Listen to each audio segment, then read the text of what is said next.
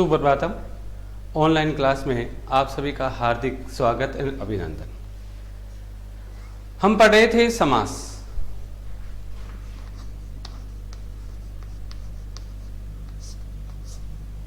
कल हमने पढ़ा था समास की परिभाषा, समास के भेद और हमारे पाठ्यक्रम में कौन कौन से समास है वो। उसके बाद हमने प्रारंभ किया था क्रमधारय समास।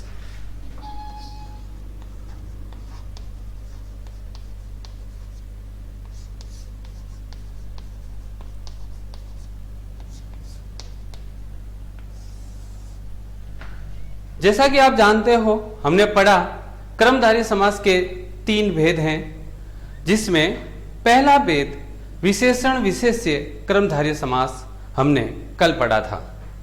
आज हम उसके आगे बढ़ते हैं। वो है नंबर 2 पर उपमान उपमेय क्रमधारय समास।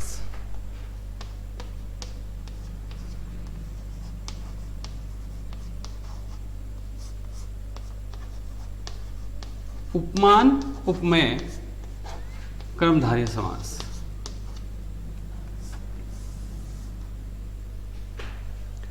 जैसा कि जानते हैं, इस नाम से पता चलता है कि उपमान उपमेय क्रमधारय समास वह होता है जिसमें एक पद उपमान और दूसरा पद उपमेय होता है।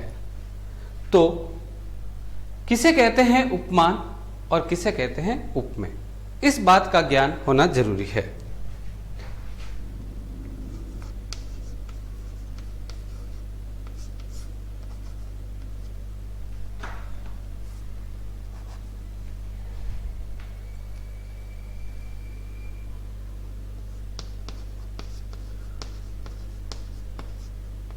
जिससे तुलना की जाती है या जिसके समान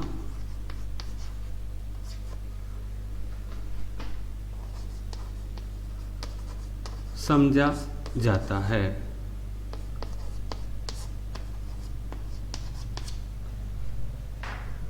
इसमें एक पद उपमान होता है, दूसरा पद होता है उपमेय।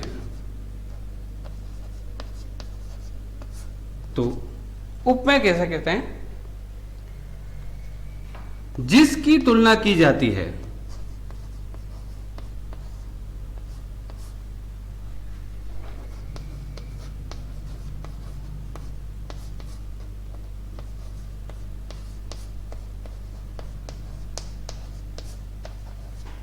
या जिसको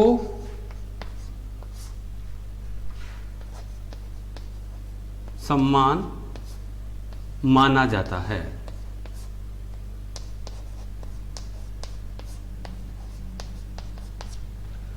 उपमान उपमेय क्रमधारय समास में एक पद उपमान और दूसरा पद उपमेय होता है, अर्थात एक पद की दूसरे पद से तुलना की जाती है। तुलना हमेशा उस पद से की जाती है जो दोनों में श्रेष्ठ है, या जिसकी उपमा दी जाती है। उपमा हमेशा श्रेष्ठ व्यक्ति की या श्रेष्ठ वस्तु की दी जाती है जो अपना स्वभाव या प्रकृति नहीं बदलता। लोग या अन्य पदार्थ उसके हिसाब से बदल सकते हैं। तो इसलिए जिस समास में एक पद उपमान और दूसरा पद उपमेय होता है उसे उपमान उपमेय क्रमधारय समास कहते हैं। अब अगला बिंदु संस्कृत में विक्रय।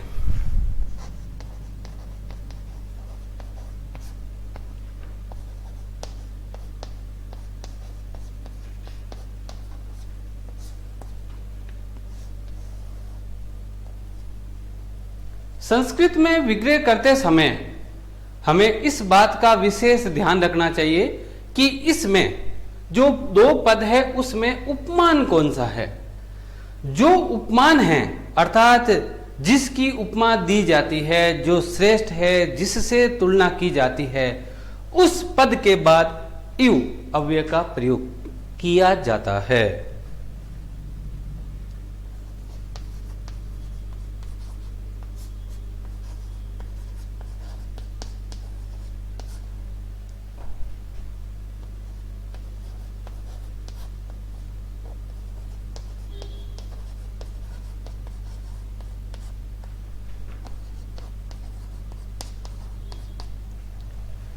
संस्कृत में विग्रह करते समय दोनों पदों को अलग अलग लिखेंगे और अलग अलग लिखने के बाद प्रथम पद में हमेशा प्रथमा विभक्ति एक वचन लगाएंगे, जबकि द्वितीय पद में कोई परिवर्तन नहीं करेंगे।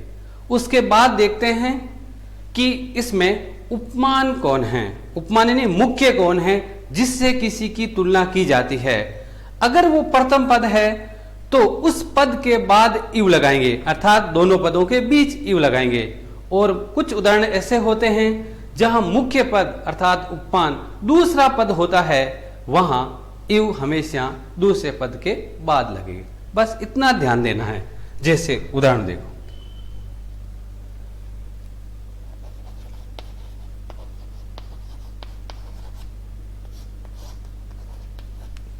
घनश्याम। इस उदाहरण में दो पद है, एक घन और दूसरा श्याम। इसमें एक पद उपमान है, दूसरा पद उपमेय है, अर्थात एक पद की तुलना दूसरे पद से की गई है। संस्कृत में विग्रह करते समय दोनों पदों को अलग अलग लिखेंगे।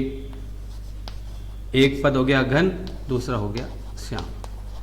श्याम में विसर्ग लगा है तो हो जाएगा श्याम में। अब विग्रह करते समय पहला काम प्रथम पद में प्रथमा विभक्ति एक वचन लगाना है। प्रथमा विभक्ति एक वचन लगाते समय इसमें विसर्ग है तो इसमें विसर्ग आएगा ऐसा जरूरी नहीं है। दोनों का अगर लिंग अलग है तो उसके हिसाब से प्रथमा विभक्ति एक वचन आएगा। अगर ये पुल्लिंग है तो ये नपुंसक लिंग होने पर विसर्ग नहीं आएगा, वो आपको पता है। यहां गण यानी बादल जो पुल्लिंग है, अकारांत है, इसलिए प्रथमा विभक्ति एक वचन में विसर्ग लगेगा। अब अगला काम आपको लगाना है इव। इव कहां लगाना है? इन दोनों में से आपको ढूंढना है कि उपमान कौन सा है, अर्थात श्रेष्ठ पद कौन सा है, तुलना किससे की गई है, जिसकी उपमा दी गई है वो पद कौन सा है। तो यहां श्रेष्ठ पद है घन। घन की तरह श्याम यानी बादल की तरह काला, अर्थात काला की तरह बादल नहीं हो सकता। बादल अपना स्वभाव नहीं बदलता, प्रकृति नहीं बदलता, इसलिए प्रधान मुख्य पद यह है, इसलिए यहां यू इस पद के बाद लगेगा। एक अगला उदाहरण,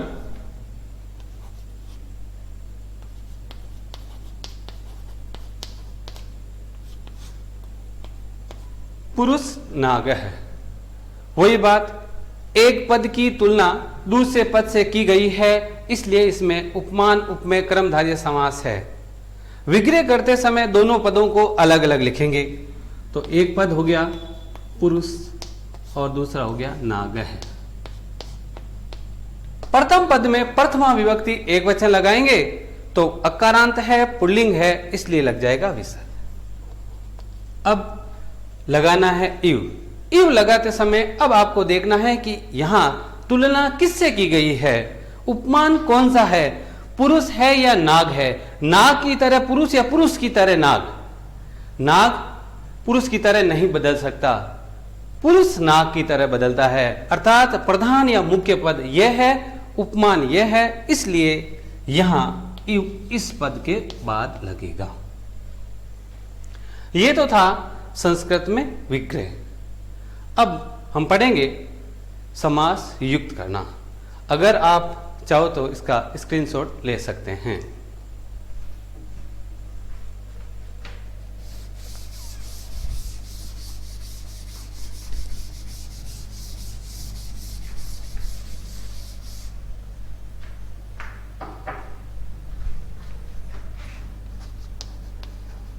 समास युक्त, जैसा कि आपको पता है कि या तो प्रश्न आएगा संस्कृत में विग्रह करना या आएगा समास युक्त करना। अब संस्कृत में विग्रह का समास युक्त करना, तो समास युक्त करते समय कुछ नहीं करना, प्रथम पद की लगी विभक्ति और जो इव आपने लगाया था उसका लोप करके दोनों पदों को मिलाना।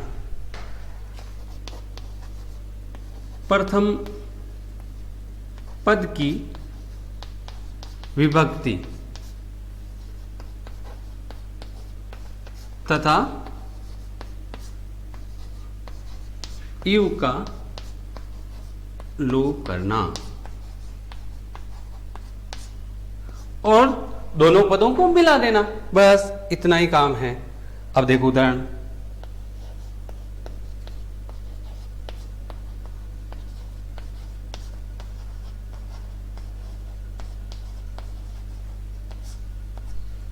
शैले इव उन्नतम। शैल का मत होता है पहाड़, उन्नतम ने ऊंचा, पहाड़ की तरह ऊंचा। यहां ये प्रधान मुख्य पद ये है, इसलिए इव बीच में लगा है। अब हम करेंगे समास युक्त। तो समास युक्त करते समय प्रथम पद में लगी विभक्ति, तो प्रथम पद में विभक्ति सूचक शब्द यह है, इसका और इस इव का लोप करेंगे और दोनों पदों को मिला देंगे, और जहां संधि होती है वहां संधि भी करनी है। तो प्रथम पद हो गया सेल। आगे शब्द है उन्नतम। ए और उ मिलाकर ओ होता है गुण संधि के हिसाब से, तो यहां होगी गुण संधि। तो शब्द हो गया सेलोन्नतम। अगला उदाहरण।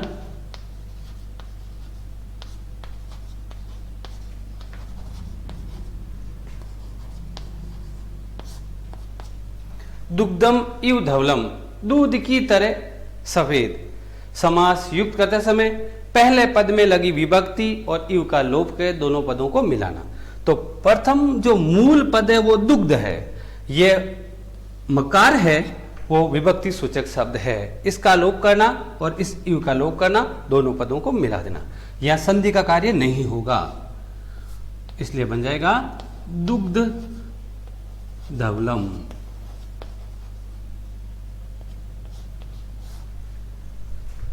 तो ये तो था उपमान उपमेय कर्मधारय समास। उपमान उपमेय कर्मधारय समास में एक पद उपमान और दूसरा पद उपमेय होता है। संस्कृत में विग्रह करते समय जो उपमान अर्थात जो मुख्य पद है उस पद के बाद इव लगाते हैं और पहले पद में लगाते हैं प्रथमा विभक्ति। समास युक्त करते समय प्रथम पद की विभक्ति का और इव का लोप करके दोनों पदों को मिला देंगे। अब हम पढ़ेंगे इस क्रमधारय समास का तीसरा भेद। चाहे तो आप स्क्रीनशॉट ले सकते हैं।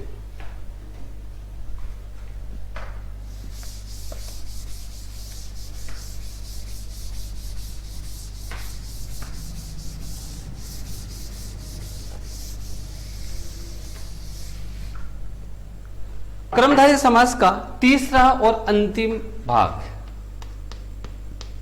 भेद या प्रकार, वो हमने कल पढ़ा था। पूर्व पद अवधारणा क्रमधारय समास। कल केवल परिचय किया था या नाम देखा था, आज को हम इसको विस्तार से पढ़ेंगे। अब इसकी पहचान, जैसा कि नाम से पता चलता है समास में हमेशा सामान्यतः दो पद होते हैं, जो हमने कल पढ़ा था। पूर्व ने पहला पद, उत्तर ने दूसरा पद।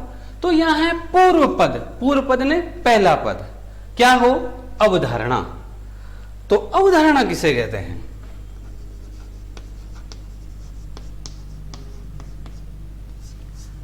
अवधारणा का मतलब या तात्पर्य है लोगों की धारणा,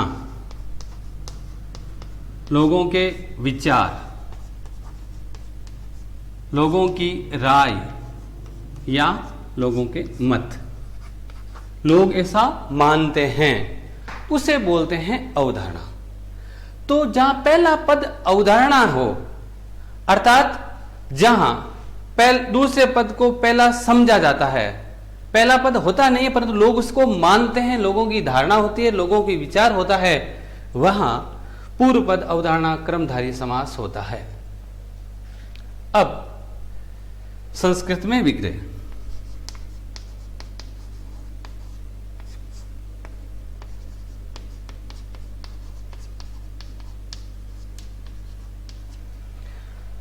संस्कृत में विग्रह करते समय दोनों पदों को अलग अलग लिखकर प्रथम पद में केवल प्रथमा विभक्ति एक वचन लगाना है और दोनों पदों के बीच में एव अवयव लगाना है। इसमें निश्चित है हमेशा बीच में ही लगेगा, अर्थात प्रथम पद के अंत में, अर्थात दोनों पदों के बीच में एव लगाना है और कुछ नहीं करना।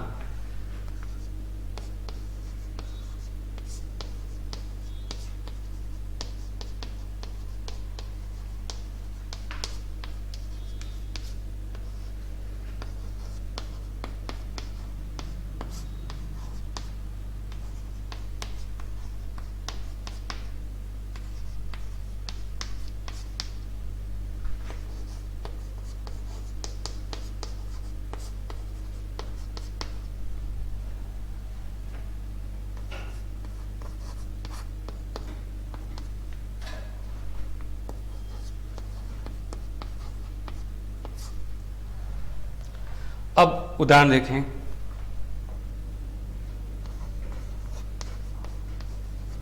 गुरुदेव, इसमें दो पद है, एक है गुरु और दूसरा है देव। जो पूर्व पद है, पूर्व ने पहला पद है गुरु, वो अवधारणा है, लोग मानते हैं कि गुरुदेव है। वास्तव में गुरुदेव नहीं होता, परंतु लोगों की धारणा है, लोगों के विचार है, लोग मानते हैं, इसलिए यह समास पूर्व पद अवधारणा क्रमधारय समास है। संस्कृत में विग्रह करते समय दोनों पदों को अलग अलग लिखेंगे। तो एक पद हो गया गुरु और दूसरा हो गया देव। द्वितीय पद में कोई परिवर्तन नहीं करना, प्रथम पद में केवल प्रथमा विभक्ति एक वचन लगाना है। इसलिए प्रथमा विभक्ति एक वचन लगाएंगे, शब्द है उकारांत, पुल्लिंग है और इसलिए प्रथमा विभक्ति एक वचन में विसर्ग लगता है। और दोनों पदों के बीच में अर्थात प्रथम पद के बाद क्या लगाना है? एव। एव का मतलब होता है ही, गुरु ही देव है, ऐसा लोग सोचते हैं। अगला उदाहरण, विद्याधनम। पूर्व ने पहला पद विद्या, दूसरा पद है धन। लोग विद्या को धन मानते हैं, ये लोगों की राय है, धारणा है, विचारधारा है। इसलिए ये उदाहरण है पूर्व पद अवधारणा क्रमधारय समास का। विग्रह करते समय दोनों पदों को अलग लिखेंगे। तो एक हो गया विद्या, दूसरा हो गया धनम। प्रथम पद में प्रथमा विभक्ति एक वचन लगाएंगे। प्रथम पद आकारांत स्त्रीलिंग है, इसलिए इसमें कुछ नहीं लगेगा सीता के हिसाब से। तो बीच में लगेगा एव, प्रथम पद के अंत में एव लगता है, इसलिए सिर्फ इसमें एव लगाना है। तो इस प्रकार ये हो गया संस्कृत में विग्रह। अब हम पढ़ेंगे समास युक्त करना। आप चाहे तो इसका स्क्रीनशॉट ले सकते हैं।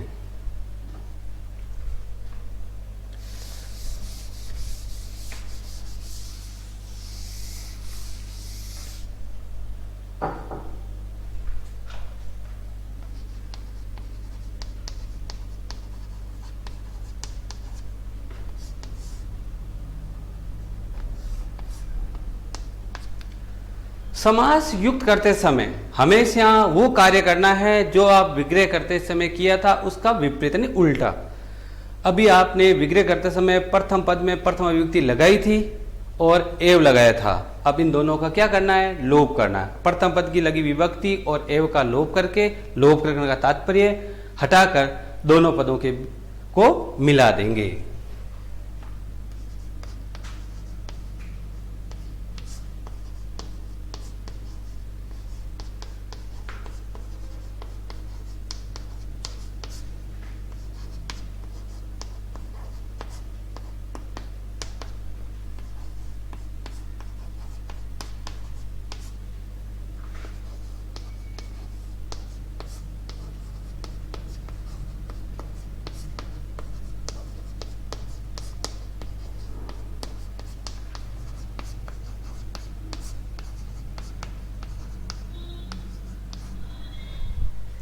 अब देखते हैं उदाहरण।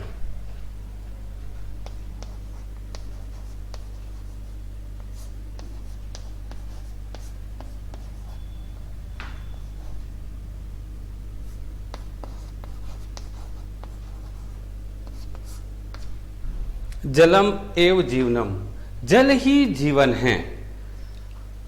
पूर्व पद यही है, अवधारणा है, लोगों की राय है, विचारधारा है कि जल जीवन है। वास्तव में जल जीवन नहीं होता, जीवित रहने के लिए और भी पदार्थों की आवश्यकता पड़ती है, परंतु लोग ऐसा मानते हैं, इसलिए ये पूर्व पद अवधारणा कर्मधारय समास है। अब करना है विग्रह। तो हमने लिखा है विग्रह करते समय प्रथम पद में लगी विभक्ति और एव का लोप कर देंगे। तो ये प्रथम पद है, मूल पद है जल, तो ये मूल पद जल रहेगा, ये विभक्ति सूचक शब्द है, इसका लोप कर देंगे और इस एव का लोप कर देंगे और दोनों पदों को मिला देंगे तो शब्द बन जाएगा या पद बन जाएगा जल जीवनम।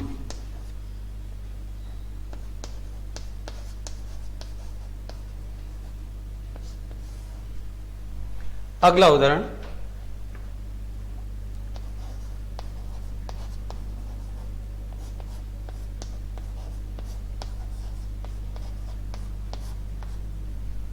कर्मम एव पूजा, कर्म ही पूजा है। वैसे पूजा भगवान की होती है, परंतु कुछ लोग ऐसा मानते हैं जो श्रेष्ठ कर्म करते हैं उसको भगवान की पूजा या अर्चना करने की आवश्यकता नहीं है।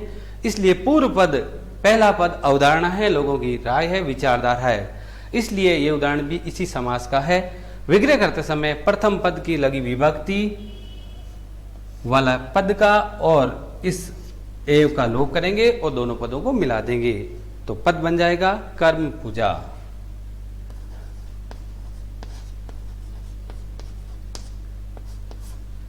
इसका अर्थ यही होता है कर्म ही पूजा है, इसलिए ये उदाहरण थे, वो थे पूर्व पद अवधारणा कर्मधारय समास का। तो आज हमने दो समास पढ़े हैं, कर्मधारय समास के दो भाग पढ़े हैं, एक विशेषण विशेष्य कर्मधारय समास और दूसरा था पूर्व पद अवधारणा कर्मधारय समास। पूर्व पद अवधारणा कर्मधारय समास में पहला पद अवधारणा होती है, अर्थात लोग उसको ऐसा मानते हैं, तो उसमें विग्रह करते समय प्रथम पद में पहली विभक्ति एक वचन लगाएंगे और दोनों पदों के बीच में हमेशा एव लगाएंगे, और समास युक्त करते समय प्रथम पद की लगी विभक्ति और एव का लोप करके दोनों पदों को मिला देंगे। आज बस इतना ही, धन्यवाद।